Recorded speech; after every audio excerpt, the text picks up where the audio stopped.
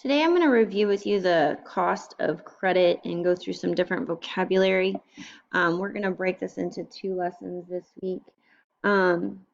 Credit is money that you owe based on the expectation that you will pay the amount in the future, sometimes with added fees and or interest, which we have continued to talk about. Interest associated with credit refers to the blank for the privilege of borrowing money. It refers to the charge, because you get charged interest for borrowing the money. And the space below lists some common reasons people use credit. So they use it for large purchases in general. That's the smart way to do it. It is important to understand that when using credit, you may end up repaying more than you originally borrowed because of interest, which is, again, what we've been looking at. Below are some common forms of credit individuals may use. We have credit cards, which are issued by a bank or business and typically has what we call a credit limit. Because remember, we talked in class that just because you can swipe doesn't mean you have the money. So you don't want to, there's a limit so you don't get in trouble. It's a maximum amount that you can purchase on the card. Every month you get a bill and a minimum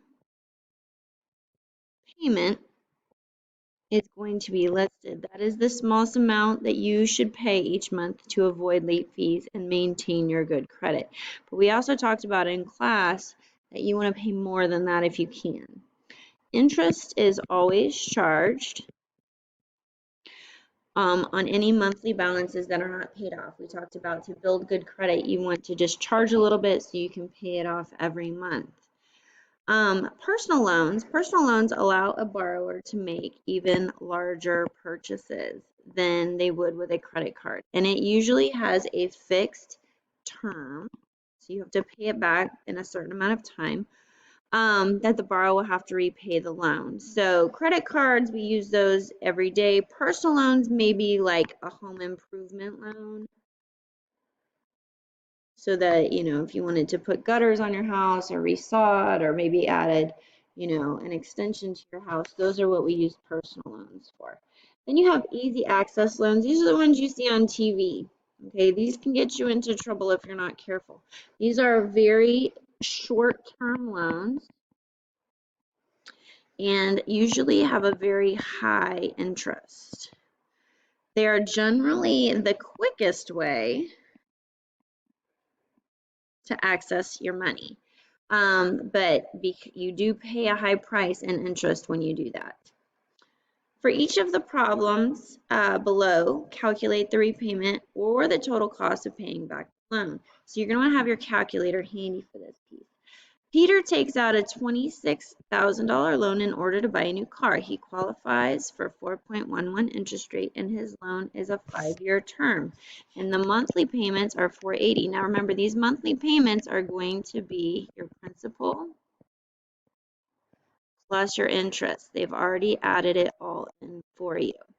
So how many months will Peter be making payments for his car? Well, a 5-year term, right? 5 years times 12 months a year. So it will take him 60 months to pay off that loan. Use the term and Peter's monthly payments to find the total cost of repayment. So if he is going to take 60 months to pay back the loan and he pays $480 every month, then we can come here and say 60 times 480. It's going to take $28,800 to pay off his loan. Is this total repayment more or less than the original than he borrowed, and why? Well, this is obviously more, okay? When we look at that, if it's going to cost him $28,800 minus the original $2,600 principal, that means he has $2,800 in interest, and that's why it's going to cost him more.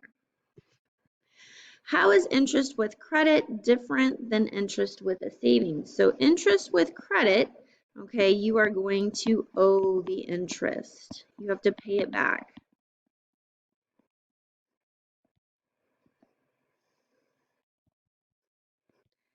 Whereas interest with a savings account, this is earned interest.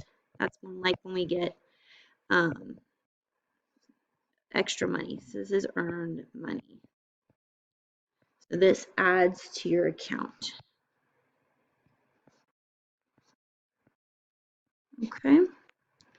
So what I'm going to ask you to do next is in our PDF, if you go to page 3, I only want you to do numbers 1 through 7 matching, and this is actually in the Google form. So you're just going to match the vocabulary. And then in part 2, we'll do some more hands-on practice. Have a great day.